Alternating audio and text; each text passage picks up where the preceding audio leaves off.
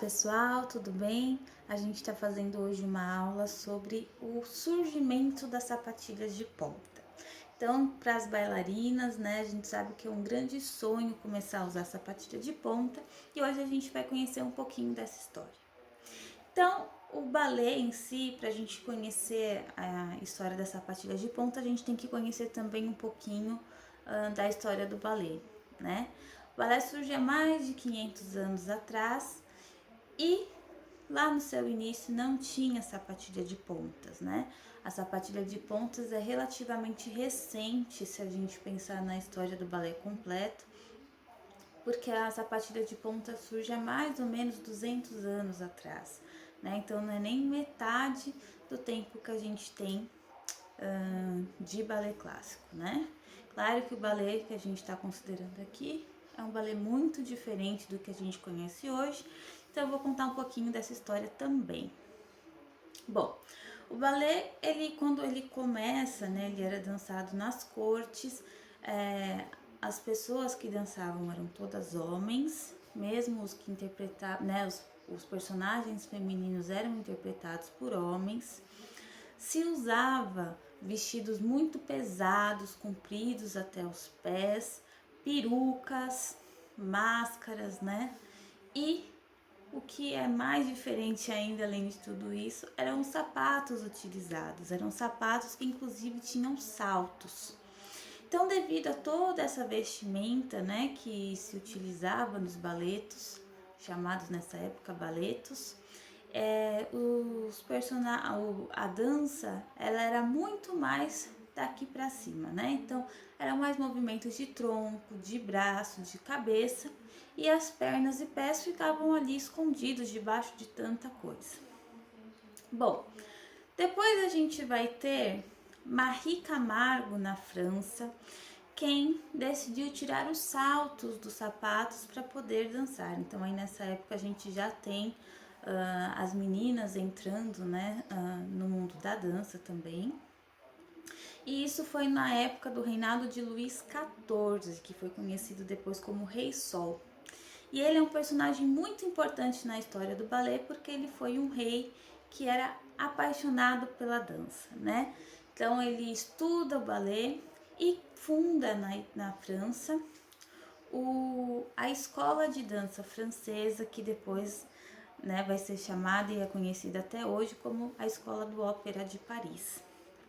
Então, o Luís XIV ele foi também um grande impulsionador do balé, né, ao criar a Escola de Balé da França.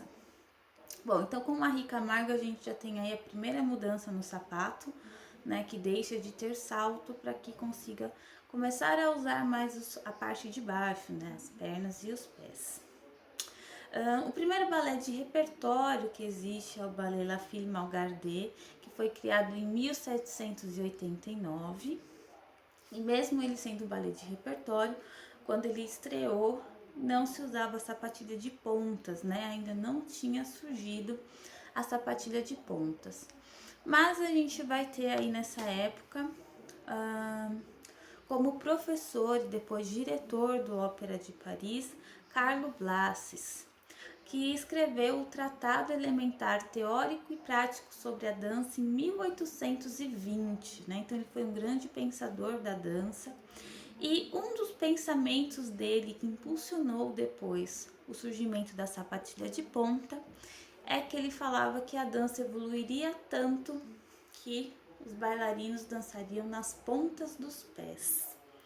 E a partir desse pensamento, a gente vai ter então algumas especulações de como isso poderia acontecer. E com ideias bem semelhantes ao de Blasius, a gente vai ter o Charles Didelot, que era um coreógrafo do balé imperial russo, que tinha estudado em Paris, inclusive um dos grandes mestres dele foi Jean-Georges Nouvert, que foi também um grande pensador da dança, né? E em 1795 ele cria o que a gente chama de antecessor da sapatilha de ponta, antecessor, né? Antecessor da sapatilha de ponta, que ele chamava de máquina voadora. Então, A bailarina ela estava na ponta do pé, mas ela tinha como sustentado no seu corpo cabos presos em cima, né, que mantinham ela mais para cima para facilitar um pouco o uso da ponta dos pés. E aí, então ele cria em 1815 o ballet Flore Zéphir, né, que conta a história de Zéphir, que é o vento do oeste, e de sua esposa Flor, que era uma ninfa das flores da primavera.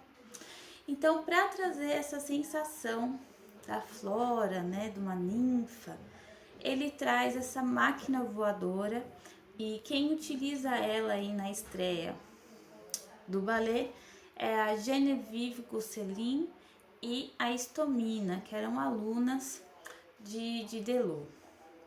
Então foi a primeira vez que se dançou nas pontas dos pés, mas ainda não era sapatilhas de ponta, né? Depois eu vou colocar aí uma fotinho para vocês dessas duas bailarinas que dançaram e um trechinho desse ballet, né? Flore Zéphir, e esse vídeo que eu vou mostrar para vocês, né? Uma remontagem que foi feita depois em 1964. Então, nesse vídeo, a bailarina já está nas pontas, né? Mas quando ele foi na sapatilha de ponta, né? Mas quando ele foi estreado, ainda não tinha essa sapatilha. Bom, quando ele estreou isso, o público gostou muito do efeito que deu, né? Essa sensação da bailarina que está flutuando. E outros coreógrafos então começam a estudar como fazer para a bailarina ficar nas pontas dos pés. Depois delas a gente vai ter Fanny Biat, que foi uma bailarina francesa da Ópera de Paris, que também dançou nas pontas dos pés em 1821, e ela dançou esse mesmo ballet que Delot tinha montado, que é Flore Zéphir, né? Então o mesmo personagem. Então só neste ballet, neste personagem, que até então tinha se usado aí a dança na ponta dos pés. Depois, em 1822, a gente vai ter a bailarina Amalia Brugnoli, que foi uma bailarina italiana, que dançou nas pontas dos pés o ballet La Fée et le Chevalier, que significa a fada e o cavaleiro. Isso em 1822. Então, ela já chegou um pouquinho mais perto aí do que seria uma sapatilha de ponta, mas foi só em 1832, com Marie Taglioni, que era filha de Filippo Taglioni, um coreógrafo e professor da época, que dava aulas para sua própria filha, né? Então dizem que eram aulas muito severas e rígidas, né? E que eles trabalhavam muito. Então ela foi uma bailarina que se destacou na época, né? Principalmente pela força e delicadeza que ela tinha e por parecer não ter peso, né? Então ela conseguia ter uma dança muito suave, porém foi só em 32 realmente que ela dançou nas pontas, na sapatilha de ponta pela primeira vez, no ballet La Sylphide, que o pai dela fez especialmente para ela, pensando, né, nela como personagem principal. E então é por isso que ela é conhecida como a primeira bailarina a usar sapatilha de pontas, né? Não foi a primeira bailarina a dançar na ponta dos pés, mas a primeira a usar a sapatilha de ponta. Então é muito interessante a gente perceber esse começo da história da sapatilha de pontas, porque ela era usada, né, essa dança na ponta dos pés era usada para personagens etéreos, né? Queria dar essa conotação de uma coisa muito leve, né? De uma coisa mágica. E então a gente tem essas três histórias aí, né? O primeiro personagem a usar a ponta dos pés foi a ninfa Flora, depois a fada em A Fada e o Cavaleiro e por fim Sylphide, né? O ballet Sylphide. Depois, um próximo ballet que vai usar sapatilha de ponta e também vai ser muito impressionante quando surge é o ballet Giselle, né, que a gente já contou um pouquinho para vocês aí no repertório da semana, a história. Então, se você não lembra, olha lá no Instagram que tem contando a história em um trechinho de um vídeo. Porque no balé Giselle tem as Willies, né? As Willies, então, são como fantasmas. E foi a primeira vez que tantas bailarinas usaram juntas a sapatilha de ponta, né? Em La Sylphide, só a personagem principal usava a sapatilha de ponta, mesmo depois nas remontagens, né? Mesmo quando não era mais a Marie dançando, só a principal usava. E em Giselle, então, a gente tem o corpo de baile inteiro usando sapatilha de ponta, sempre dando essa ideia de seres mágicos que estão flutuando. Então, os personagens que representavam humanos, sempre de sapato, né? Um sapato já sem salto, muitas vezes, porém sapato. E só esses personagens mais etéreos que usavam sapatilhas de ponta, né? Claro que nessa época a sapatilha de ponta ainda é muito distante do que a gente tem hoje, né? Elas tinham só nas laterais, normalmente de couro revestido para sustentar um pouquinho mais, e a parte de baixo. Porém, assim como a técnica do balé evoluiu, a sapatilha de ponta também teve que evoluir. Para que as bailarinas conseguissem executar tantas coisas nas pontas, ela precisou ser modificada, né? Então, com o tempo, foram surgindo diferentes modelos de sapatilha de pontas, porém, a sapatilha de ponta que revolucionou, né? E que traz hoje, né? O que é mais parecido com o que nós temos hoje, foi a bailarina Anna Pavlova, uma bailarina muito importante também na história do balé, que estava lá no finalzinho do século XVIII, começo do século... final do século XIX, começo do século XX. Já atrasei um século, a coitada. Início do século XX, ela precisou de um outro tipo de sapatilha, né? Então ela pediu que fosse feita uma sapatilha própria para o seu pé, uma sapatilha que tivesse mais sustentação. Então a sola da sapatilha era de couro reforçado e a parte, né? Deixa eu pegar uma sapatilha aqui para mostrar porque que é mais parecida com a de hoje, né? Então é uma sapatilha que tinha a sola de couro para ficar mais firme e acomodar melhor o pé, sustentar, né, o pé, e tinha a ponta também mais dura, que é isso aqui, o box da ponta, né? Então a sapatilha de Anna Pavlova foi a primeira vez que a gente teve uma sapatilha num formato mais parecido com o que a gente usa hoje.